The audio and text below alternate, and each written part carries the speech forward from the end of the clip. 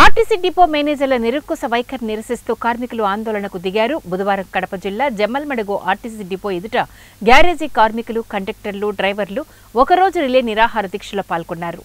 కొంతమంది డిపో మేనేజర్లు, సూపర్వైజర్ల తప్పులకు మద్దతు పలుకుతున్నారని సంఘం నాయకులు ఆరోపించారు.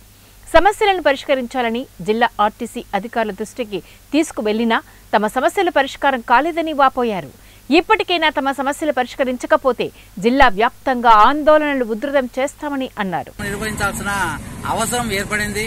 ఎందుకంటే గనక దాదాపుగా 8 నెలల నుంచి కడప జిల్లాలో ఉన్న ఉద్యోగస్తులు అందరూ కూడా చాలా ఇబ్బందులు పడుతున్నారు.